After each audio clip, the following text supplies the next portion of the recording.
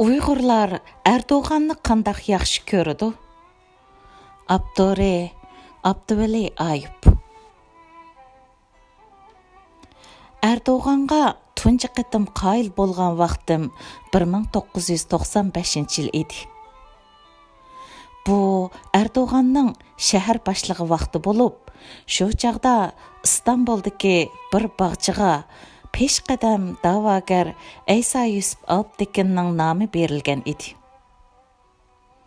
Xitoy elchixonasi bu vaqtda Istanbul shahar boshlig'i Erdo'g'anға norozilik bildirganda, Erdo'g'an: "Men Istanbulning shahar boshlig'i. Bu shaharni men boshqurman. Sizlar Beijingni boshquringlar" degan ekan. Keyin men bu xabarni turk matbuotlaridan ko'rib baxmadim. Ammo 2009 yil 5-iyul fojiasida Erdo'g'an Xitoydagi qiziq nuqtaga aylanganda bu gaplar Xitoy tilidagi taratqularga qayta tartib chiqarildi.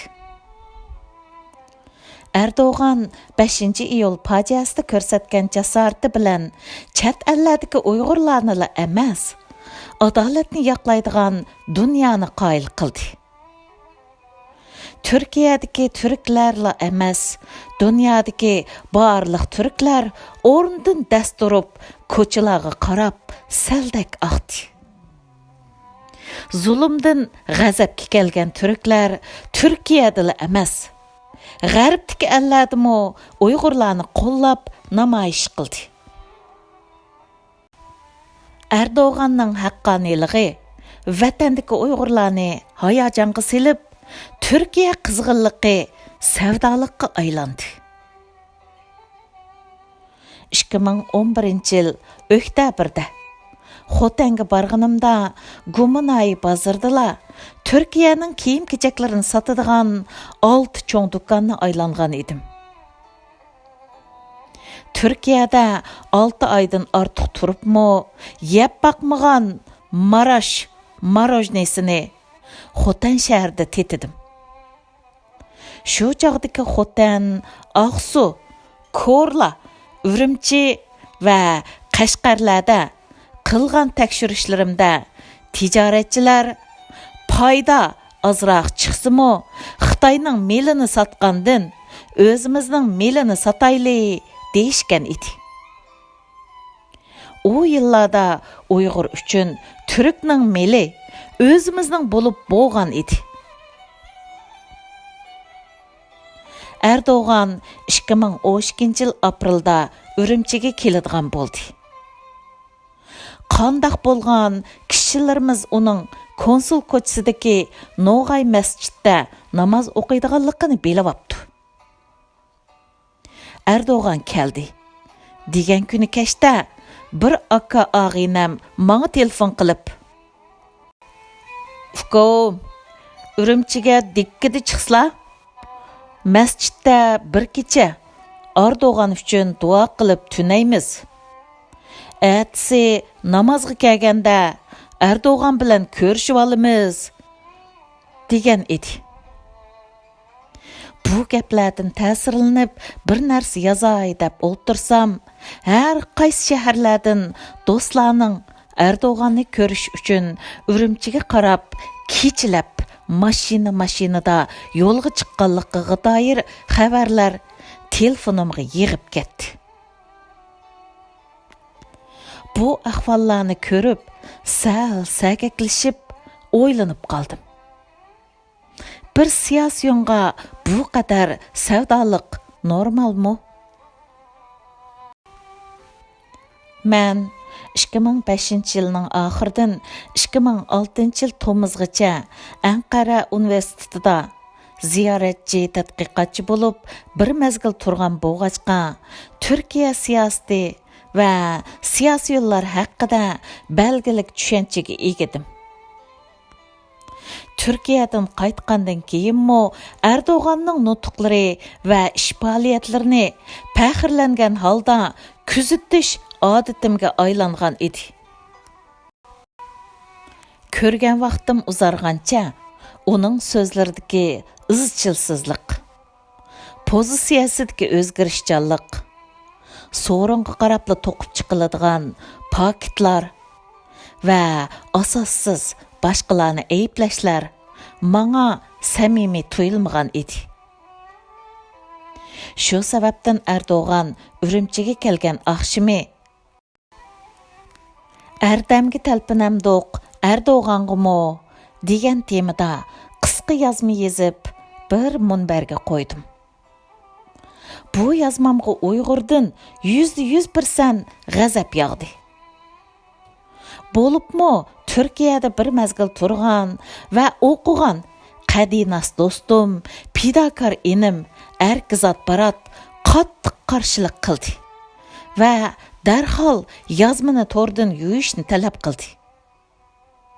Menmo Erdo'g'anga emas, o'qirmanlarimga va shu xolis niyatlik Uyg'ur so'yar inimga bo'lgan hurmatim sabablik yozmani o'chirdim. Erkizat 2018-yil Turkiya mallarını satqanligi uchun qamalgan, minglagan Uyg'urlarga o'xshash tutqun qilindi va bu yil 17 yillik qamoqqa hukm qilindi. 2019-yil bahorning boshlarida Turkiyadagi bir gazetning İstanbulda turishliq muxbiri meni ziyorat qildi. So'ragan savolining biri Uyg'urlar Erdo'g'anni qandaq yaxshi ko'rdi edi. Men bu muxbirning Uyg'urlar Erdo'g'anni so'yamdi emas, qandaq so'ydiganligini so'rag'anidila kutilgan javobni pamlagan edim. Shundaq bo'lsa-mu muxbirga chet eldagi Uyg'urlar qanchalik so'ydi bilmayman. Ammo vatandagi Uyg'urlar Erdo'g'anni so'yganning badalini qamoqlarda o'tayotadi. Shundaqdimi men Uyg'urlar Erdo'g'anni so'yishga har zamon tayyor deb qarayman. Faqat Erdo'g'an Urumchida o'zini quchoqlagan Uyg'urlarning qaysi lagerlarda ekanligini bir so'rab qo'ysa. O'zi bilan ko'rishganligi sabablik qamalgan Uyg'urlarni Xitoy do'stlaridan bir surishti qilib baqsa.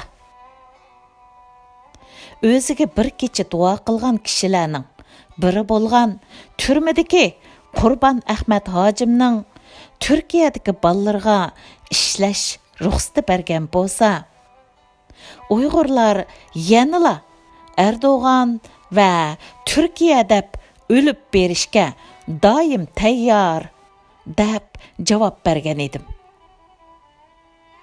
Bu javobimdan mamnun bo'lmagan muxbir so'g'uqli xo'shlashdi va atayin ziyorat qilgan xabarni e'lon qilmadi. Turkiyani yaxshi ko'rsammi, turklardan do'stlarim bo'lgan bo'lsa-mu, shu ko'chalardagi minglagan notvan Uyg'ur sabablik so'yimli ko'rinadigan eldan ayrilib Yevropaga ketdim. Ketish qarorimga sabab bo'lgan vositalik omillar ko'p. Manga ta'sir qilgan eng muhim omil Erdo'g'anning tasarrufidagi Turkiyada yamragan Xitoy tashvishi bo'lgan edi. Men xuddi 2005-yilning oxiri va 2016-yillardagiga o'xshash 2019-yilimi yana bir qatim ishlashga iltimos qilgan yana bir universitetdan rad qilingan qarorni oldim.